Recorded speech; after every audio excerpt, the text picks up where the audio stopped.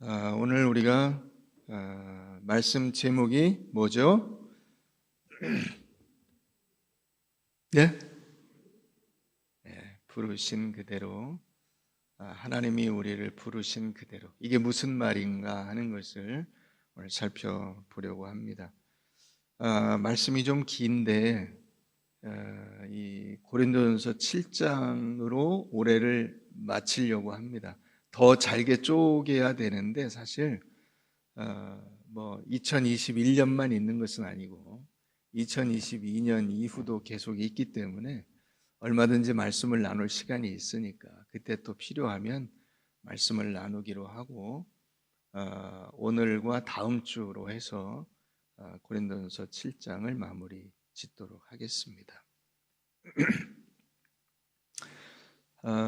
중세를 암흑기다 이렇게 이야기합니다.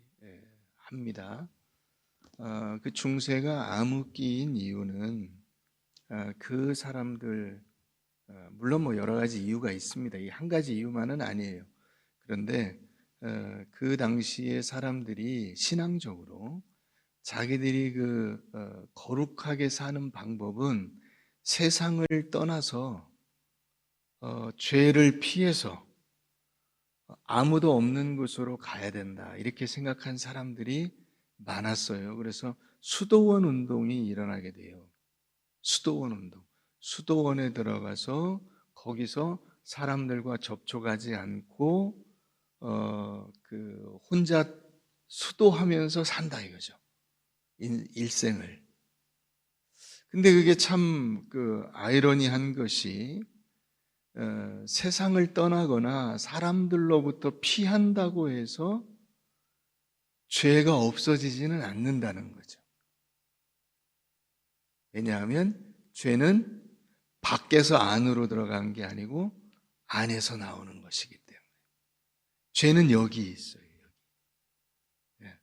미움과 분노와 악한 생각과 음란한 생각과 여러 가지 것들이 여기서 나오는 거지 밖에서 들어가는 게 아니에요. 그래서 여러분 우리가 아이들을 교육해 보면 그걸 알게 돼요. 아이들을 그렇게 키운 적이 없는데 아이들이 어느샌가 욕을 배우고 싸우고 다른 애들을 향해서 함부로 하거나 이런 행동들을 어디서 배워왔어요. 근데 사실은 그게 배워온 것이라기보다는 이 안에 있는 게 들쑤셔진 거예요. 여러 자극으로 인해서 이 안에 있는 것들이 막 들쑤셔지니까 그게 이렇게 나오는 거예요. 그래서 그 당시에 사실 실제로 그 당시에 지배층은 전부 교회였어요. 교인들이었고. 그랬는데도 세상이 더러워졌어요. 역사상 가장 어두운 시기였어요. 그런 것을 보면 여러분 우리를 힘들게 하는 일 이런 것들을 우리가 없애면 죄를 없애면 문제가 해결된다고 생각하는 것은 좀 오해예요. 인간에 대한 오해예요. 사람이 그렇게 단순하지가 않고 마귀와 사탄이 그렇게 단순하지가 않아요. 그러니까 결혼을 안 하면 아무 문제가 없이 살 수 있냐? 그걸 이제 단편적인 생각이라고 그러죠. 단순하게 생각하는 거예요. 이혼하면 모든 문제가 해결되냐? 그렇지가 않죠. 혹시 여러분들도 세상에서 하는 것처럼 마치 이혼하면 자유롭게 돼서 내 마음대로 살 수 있다고 생각하는 분들이 계세요? 그런 얘기에 넘어가지 마세요. 그건 올바른 삶이 아니에요. 다시 말하면 인간으로서 살아갈 바람직한 삶이 그런 것은 아니라 이 말이에요.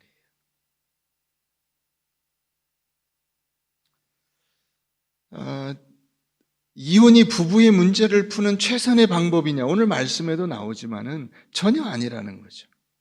물론 성경이 이혼을 금하고 있는데 절대로 이혼해서는 안 된다. 그리고 거기서 끝나는 것이 아니라 이혼 자체를 인정합니다. 11절 말씀도 이렇게 돼 있죠. 만일 갈라섰으면, 갈라서는 것을 인정하는 거예요.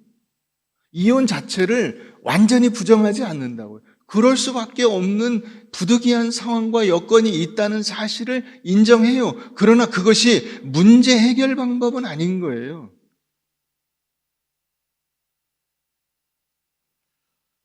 그래서 만일 갈라섰으면 그대로 지내든지 혹은 다시 결혼하려면 남편하고 다시 결혼해라.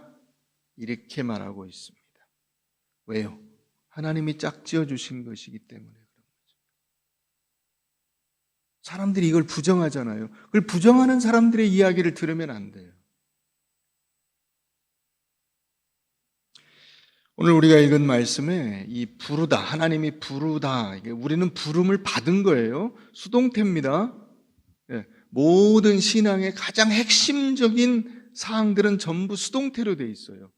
우리가 구원받고 부름받고 보냄을 받고 이 세상에서 하나님의 명령을 받아 그 명령대로 살아가는 것이지, 내가 뭘 생각해서 간다고 생각하면 그건 오산이에요.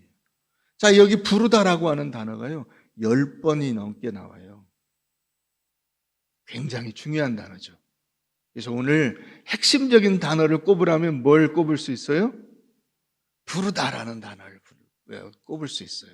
이 부르다라고 하는 단어가 여기서 다른 말로는 바꾸면 구원받은 그 상태, 구원받은 그 상황, 이거예요.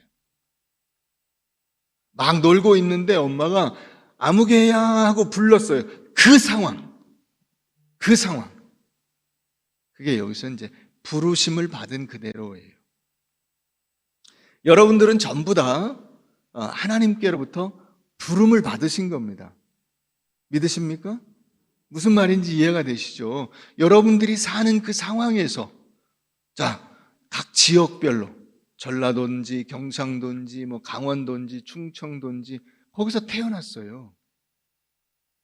물론 하나님이 영적으로는 만세전부터 예정하셨다, 우린 그렇게 말하지만은 실제 우리가 구원을 받는 과정은 거기서 태어나서 그 어떤 부모님이나 혹은 친구들이나 이런 만남 속에서 이 구원으로 초청을 받은 거죠. 그게 부름을 받은 거예요. 그래서 인종 혹은 사회적인 어떤 계층, 신분, 가정적인 어떤 여건, 상황, 친구 관계, 이런 여러 가지가 우리의 부르심의 배경이에요. 그 배경. 이것은 구원의 조건은 아니에요. 내가 구원받는데 예를 들어서 어디 출신이기 때문에 구원받은 것은 아니고, 부자이기 때문에 혹은 가난하기 때문에 구원받은 것은 아니에요. 그런 건 구원의 조건이 아니죠. 전혀 아니에요. 구원은 뭘로만 받아요? 예수 그리스도의 십자가 구원의 은혜로 받는 거지. 내가 그걸 믿음으로 받는 거지. 뭐 대학 나왔기 때문에 구원받고 초등학교 나오면 구원 못 받고 이런 거 전혀 아니에요. 그 상관이 없어요. 그런데 종종 이런 것을 바꾸려는데 지나치게 많은 에너지를 쏟는 사람들이 있는 거예요. 그래서 이제 오늘 말씀에 예를 들어서 18절 가보면 이렇게 돼 있죠. 할례자로서 부르심 받은 자가 있느냐? 무할례자가 되지 말며. 할례를 이미 받은 사람은 누구예요? 유대인이죠. 유대인으로 구원받아, 유대인으로서 예수 믿은 사람이 있어? 그러면 할례 안 받은 것처럼 다시 그걸 회복시키려고 할 필요가 없다는 거예요. 무할례자가 되지 말며, 무할례자로 부르심을 받은 자가 있느냐? 할례를 받지 말라. 이거 갈라디아에서 이제 갈라디아서에서 그 논쟁이 나오죠. 할례 받는 것, 예수 믿었는데 다시 율법적인 조항을 지켜야 되냐 말아야 되냐 이런 걸로 거기서 시비가 있었어요. 그거 상관이 없다는 거예요. 그 자체는 구원받는 데 있어서, 하나님의 사람으로 살아가는 데 있어서 그게 아무 상관이 없는 거예요. 자, 21절도 한번 보세요. 21절. 내가 종으로 있을 때 부르심을 받았느냐? 아무 상관없다. 그러나 내가 만약에 종에서 자유자가 될 수 있으면 그걸 이용해라. 그걸 이용해서 뭘로? 복음을 전하고 하나님의 말씀으로 사는데 그걸 이용해라. 그러나 종이라는 것 자체가 예수 믿는데 장애가 되지 않는다 이 말이에요. 현실적인 장애가 있어요. 실제로 예를 들어서 나는 예배를 드리고 싶은데 주인이 못 나가게 해. 그런다고 해서 하나님을 섬기지 못하느냐 이거죠. 예수를 믿지 못하느냐 이거죠. 그렇지 않다는 거예요. 자, 22절. 주 안에서 부르심을 받은 자는 종이라도 주께 속한 자유인이요. 또 그와 같이 자유인으로, 자기가 종이 아니고 그냥 일반 시민으로 있는 사람이 구원을 받게 됐다면, 내가 자유하니까 나는 너보다 낫지 이렇게 하지 말고 나는 그리스도의 종이라는 사실을 잊지 말고 예수 그리스도의 종으로 사는 그 일을 하라 이 말이에요. 그러니까 우리가 하나님께서 나를 불렀을 때 어떤 상황과 어떤 조건, 어떤 상태, 사회적으로, 이 영어로 쓰면 소셜 세팅이라고 이야기를 할 수 있어요. 소셜 세팅. 그가 어떤 세팅 속에 있느냐, 그가 어떤 상황 속에 있느냐, 그가 가난한 집에서 태어나서 못 배운 부모님 밑에서 맨날 억압을 받으면서 얻어맞으면서 자랐느냐, 그렇게 자라다가 예수를 믿게 되는 것이 예수를 믿는데 아무런 장애가 되지 않는 것이고, 부유한 집에서 넉넉하게 자라다가 예수를 믿었느냐? 그 사람이 예수를 믿는데 아무 장애가 없고 문제가 없다는 거예요. 그런 것이 어떤 그 예수를 믿는 데 있어서 조건이 되지도 않고 그것을 개선한다고 해서 신앙이 좋아지는 것이 아니라는 거예요. 내가 돈이 없는데 예수를 믿기 힘들어. 그래서 나는 돈을 많이 벌어야 되겠어. 라고 하는 것이 신앙의 발전은 아니라는 거예요. 물론 이것은 내가 부름받은 그 조건 속에 있어서 하나님께서 나를 부르신 그 부르심에 합당하게 살라는 것을 강조하기 위해서 이 말을 하는 것이지, 여러분들이 이 사회생활을 하면서 성장하고 발전하는 것 자체를 금한다는 뜻은 아니에요. 그런 의미로 쓰는 말이 아니에요. 그걸 자꾸 영적인 것으로 결부시켜서 마치 그렇게 어떤 조건이 변화되는 게 내 인생이 변화되는 것, 내 신앙이 변화되는 것, 내 신앙이 성장되는 것으로 오해하지 마라 하는 거예요.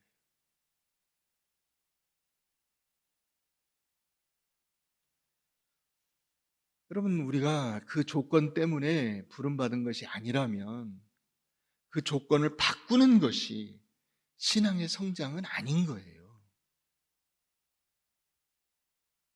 그러니까 내가 가난할 때 예수를 믿었는데 나 이제 부자가 됐어. 그러니까 동시에 그와 같이 그 조건이 자동적으로 내 신앙도 좋아진 거야, 이렇게 말할 수는 없다고요. 여러분들이 몸이 안 좋을 때, 건강에 문제가 있을 때 예수를 믿게 됐어요. 그래서 치료를 받아서 건강이 좋아졌어요. 그게 자동적으로 내 신앙도 좋아진 거야, 이렇게 말할 수는 없다고요. 무슨 말인지 이해가 되시죠? 구원은 그런 조건의 개선이 아니고 세상과의 관계가 개선되는 것이 아니라 전적인 하나님의 은혜로 하나님과 나와의 관계가 획기적으로 변화된 거예요. 원수된 존재에서 하나님의 자녀로, 하나님께서 우리를 아들이라 딸이라 불러주시는 이런 양자됨으로 들어가는 거지, 하나님의 자녀가 됐으니까 너 이제부터 부자가 될 거야, 너 이제부터 건강하게 될 거야, 이건 아니라고요. 그거하고 신앙이 좋아지는 것은 별로 상관이 없는 문제라고요. 오늘 사도 바울이 지금 그걸 강조하고 있는 거예요. 그러니까 여러분들이 외적인 조건을 가지고 자꾸 신앙적인 상태가 좋아진 것이거나 혹은 나빠진 것처럼 그렇게 자랑하거나 불평하지 말라는 것입니다. 하나님께서 우리에게 이와 같은 것을 강조하는 이유는 무엇이냐면, 왜 하나님이 나를 거기서 부르셨는가 하는 이 목적을 여러분들에게 일러주시기 위해서예요. 왜 여러분들의 남편과 아내, 여러분들의 주변 이웃, 여러분들의 직장, 여러분들의 그 직책, 대리예요? 과장이에요? 뭐 부장이에요? 이사예요? 사장이에요? 자, 그 상태에서 내가 예수를 믿는다면 그것을 올라가는 게 신앙이 좋아진다, 혹은 내려가는 게 신앙이 나빠진다, 이게 아니고 거기서 하나님께서 여러분들 각자를 하나님이 부르신 그 목적대로 살라고 부르신 것이다 하는 거예요. 목적대로. 하나님이 거기서 여러분들을 부르신 목적이 있다는 거죠. 그 동네에서 살게 하신 목적이 있다는 거예요. 여러분들이 어떤 그 인생의 과정을 거치면서 거기서 만나게 된 사람들과의 관계가 형성이 된 목적이, 하나님의 목적이 있다는 거예요. 이 목적이 있다는 사실을 여러분들이 기억하시라는 것입니다. 그게 여러분들의 책임 영역입니다. 한번 따라해 보세요. 하나님께서 나를 구원하신 그 상황이, 그 지역이, 그 영역이 나의 책임 영역이다.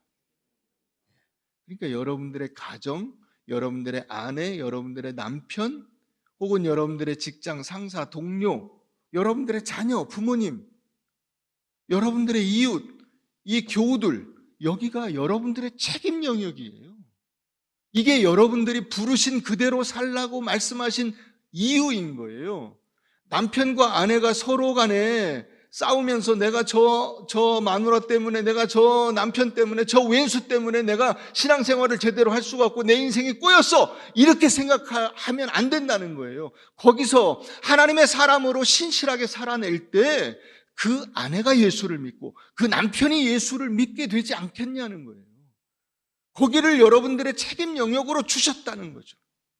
부모님을 책임 영역으로 주셨고 여러분들의 자녀를 책임 영역으로 맡겨주신 거예요. 너 얘들 맡아서 잘 키워라, 믿음으로 잘 키워라, 하나님 말씀으로 살아가는 사람으로 만들어라, 이렇게 맡겨주셨다는 거예요. 근데 그 일을 감당을 못하면 아무리 여러분들이 주머니에 돈이 많고 여러분들이 몸이 건강해도 그거는 실패한 거예요. 실패한 거예요. 부르심대로 내가 살지 못한 거잖아요. 하나님이 부르신 그곳에서 하나님의 그 부르심에 합당한 사람으로 살지 못한 거예요.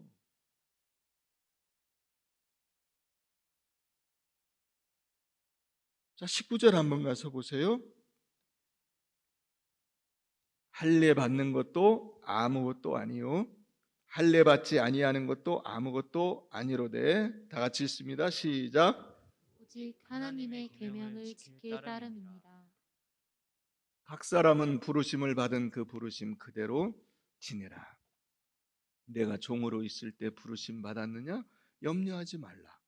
그러나 내가 자유롭게 될 수 있거든. 그것을 이용해라. 이용해서 뭐 되라고요? 하나님의 사람답게 살아라. 주체적으로. 종으로 살지 말고, 수동적으로 살지 말고 주체적으로 말씀을 붙들고 신실하게 이 세상을 지배하시는 하나님의 통치를 드러내는 사람으로 살아라. 네가 만약에 주 안에서 부르심을 받은 종으로가 아니라 자유인으로 부르심을 받았다면 그 자유인이라서 아무거나 막 다 내 마음대로 할 수 있다고 생각하지 말고 그리스도의 종이라고 하는 겸손한 마음을 가지고 그곳에서 그리스도의 종처럼 신실하게 살아라. 네 멋대로 살지 말고 하나님 말씀에 따라 살아라. 자, 그래서 23절, 너희는 값으로 사신 것이니 사람들의 종이 되지 마. 사람들의 종이 되지 마. 여러분, 세상에서 듣는 얘기가 여러분들이 받아들이는 정보의 전부가 돼서는 안 돼요. 우리는 하나님의 사람들이라고요. 하나님이 내게 말씀하시는 말씀이 무언가를 여러분들이 들으셔야지. 방송에서 하는 얘기는 예수 안 믿는 사람이 하는 얘기예요. 하나님을 모르는 사람들이 하는 얘기예요. 그 얘기를 24시간 듣고 하나님 말씀은 1시간 듣고 그러면 어떻게 되겠어요? 사람들의 종이 되는 거죠. 사람들의 종이 되지 말라고요. 사람들이 하는 대로 따라가지 말라고요. 유행 따라 사는 것이 제멋이지만 그 남진이 부르는 노래고, 하나님이 부르는 하나님의 백성들의 노래는 그게 아니고 찬송가예요.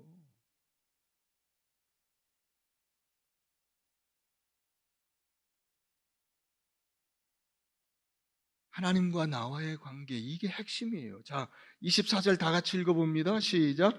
형제들아, 너희는 각각 부르심을 받은 그대로 하나님과 함께 거하라. 누구와 함께 거해라? 하나님과 함께. 우리의 인생에 우리를 주관하시고 인도해 주시는 분이 누구시라고요? 하나님이세요. 그러니까 부르심을 받은 목적, 최종적인 목적이 뭐예요? 하나님과 동행하기 위해서 부르신 거예요. 하나님이 우리를. 그런데 우리는 그런 것을 전혀 생각지 않고 그냥 내 맘대로 살려고 하는 거예요. 거기서 신앙에 문제가 생기는 거예요. 거기서. 내가 하나님의 사람으로 사느냐, 그렇지 않느냐, 이게 중요한 것이지, 세상 꼭대기에 섰느냐, 저 밑바닥을 살고 있느냐, 이건 아무 문제가 안 된다고요. 밑바닥을 살고 있으면 밑바닥을 살고 있지만 내 위에는 하나님밖에 없다는 사실을 알고 당당하게 살아야 되고, 저 꼭대기에 있어도 나는 하나님의 종이다, 그리스도의 종이다, 하나님 말씀하시는 데까지만 내가 간다, 내 맘대로 하는 거 아니다, 이렇게 생각하고 겸손하게 살아야 되는 거지, 내 맘대로 하는 게 아니에요. 핵심은 하나님과 함께 지내는 거예요.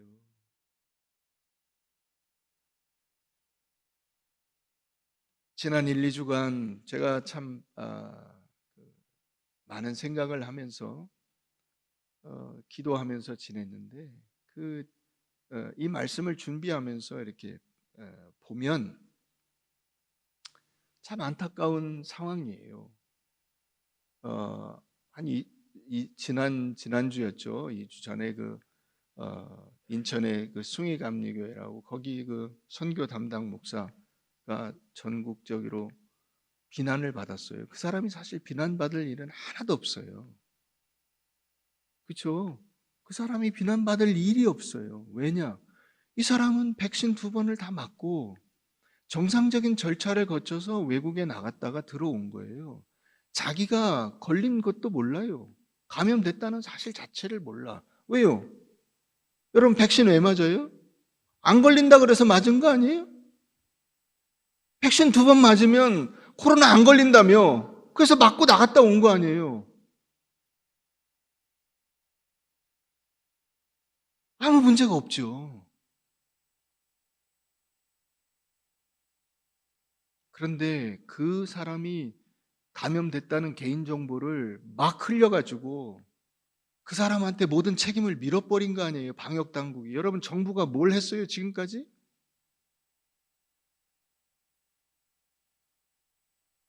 백신을 제때 맞췄어요?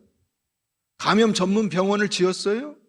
전 국민들한테 그 푼돈 10만 원, 20만 원 나눠주는 그거 대신 그 10분의 1, 100분의 1만 드렸어도 감염 전문 병원을 지었어요, 지금. 감염 전문 병원도 없어가지고 여태까지 지금 5년 내내. 그리고는 모든 책임을 국민들한테 지워버리는 거예요. 니네 잘못해서 지금 감염되고 있다. 그러려면 진작에 나라를 막았어야죠. 2년 내내 지금 이러고 있는 거예요. 여러분, 일본이 올림픽 치른다 만다 막 난리였어요. 근데 지금 일본 어떻게 되는지 아시죠? 하루에 코로나로 죽는 사람이 1명 있을까 말까예요. 감염자가, 거기 인구가 1억 2천만 명이에요. 우리 2배인데 하루에 100명도 안 나와요. 이런 상황이라고. 뭐가 K방역이에요? K방역이 그렇게 자랑스러우면 그 사람이 안 걸렸어야죠. 안 걸렸어야지. 자, 그럼에도 불구하고 그 사람이 법적으로, 도덕적으로 책임질 일은 없어요. 그러나 제가 느끼는 것은 그게 우리의 영적 책임이에요, 한편으로. 우리 그리스도인들이 가지는 영적 책임이에요. 말을 하자면 한이 없지만은 그러나 우리가 영적 책임을 지고 있는 거예요. 너희가 부르심을 받은 이 사회를 위해서 기여한 바가 뭐냐?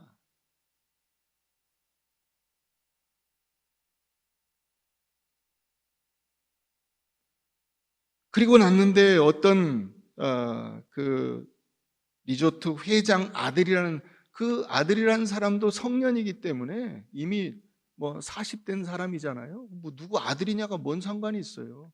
그냥 그 개인의 일탈이죠. 성범죄 관련된 기사가 났어요. 근데 그 아버지가 아주 유명한 장로라는 거예요. 그 아들도 당연히 교회 열심히 다닌다고 하는 사람이었어요. 그런데 그 범죄 사건이 있을 때 신문 기사 제목이 이랬어요. 성관계 몰카에 여성 50명이 당했다. 기독 언론사 회장 아들 체포.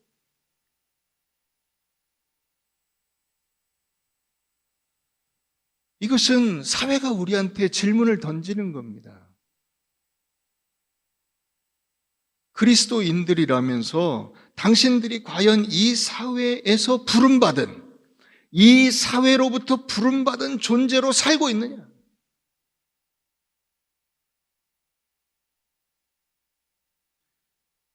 목사들의 성범죄도 계속 나와요.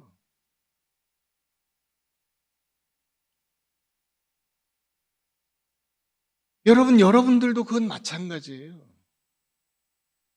우리 모두는 사실 우리 주변에 있는 사람들이 기자가 아니고 그냥 아무 소리 안 하고 지나갈 뿐이지 그 사람들이 우리에게 묻는 질문을 들어야 돼요. 당신이 과연 부름받은 그 자리에서 신실하게 부름받음에 합당한 사람으로 그런 생활을 살고 있느냐 하는 이 질문을 들어야 되는 거예요. 하나님께서만 우리에게 물으시는 게 아니고 그 명령을 주시는 게 아니에요. 이 하나님의 명령은 오늘 우리들이 사회에 대해서 지는 책임으로 가지는 거예요.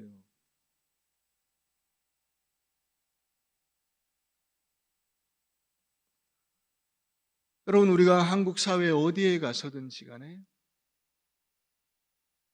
사람들에게 저 사람은 교회다닌데 신자래, 믿을만해, 이런 이야기를 들어야 되잖아요.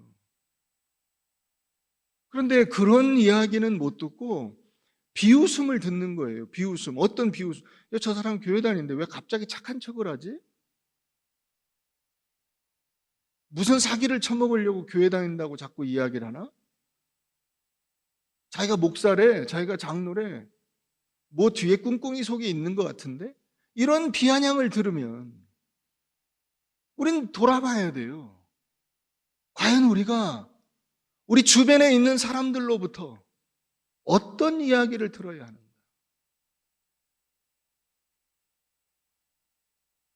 여러분, 또다시 요즘에 이제 그러니까 새로운 어떤 흐름이 생겨났어요. 그게 뭐냐면 관계를 다 끊는 거예요.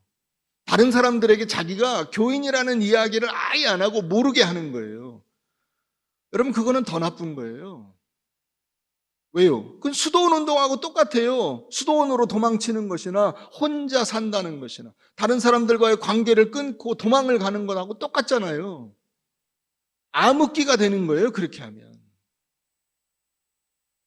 그건 그리스도인들이 살아가는 삶의 방식이 아니에요. 하나님께서 우리에게 요구하시는 우리의 책임 있는 삶의 방식이 무엇이냐 하는 것을 우리가 오늘 말씀을 통해서 깨달아야 돼요.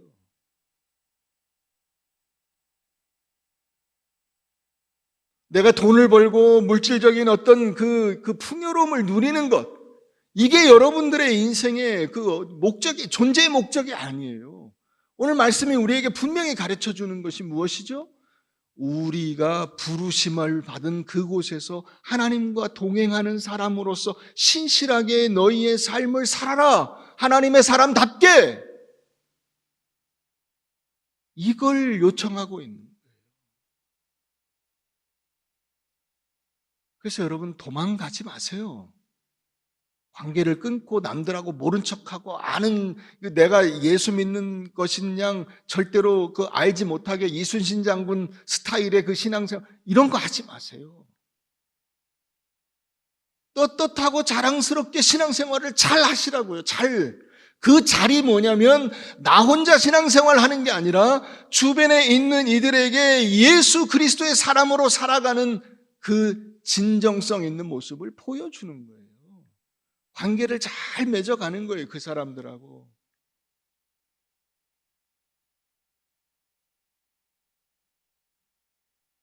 이것이 언제나 모든 상황에서 모든 사람에게 대하여 우리가 가지는 책임입니다. 사람을 안 보면 끝이다. 그렇게 생각하지 마세요. 그건 아주 단편적인 생각이에요. 죄를 피해서 저 산으로 도망가서 산에다가 움막 짓고 수도 사로 살아가는 거하고 똑같아요. 여러분 그건 어떤 방식이죠? 불교가 그런 방식이죠.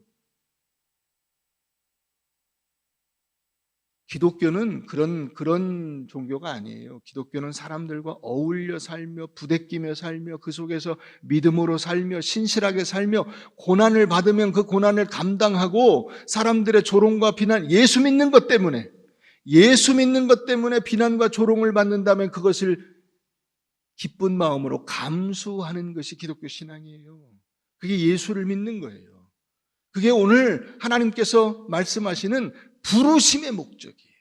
우리를 부르신 그 부르심 그대로 지내라는 것은 그냥 단순히 결혼했으면 한 상태로 안 했으면 안 한 상태로 가난하면 가난한 상태로 부자이면 부자인 상태로 종이면 종의 상태로 또 자유자면 자유자의 상태로 지내라 이 얘기가 아니고 그건 단편적인 해석이에요. 그걸 해석을 해야죠. 내가 그걸 적용해야죠. 나의 삶에 어떻게 해요? 내가 하나님의 사람으로 어떤 여건과 상황에 있든지 간에 하나님이 살아계신 것을 드러내는 믿음으로 살아내는 거죠. 그 삶을 살아내는 거예요. 그게 부르심 그대로 지내라는 뜻입니다.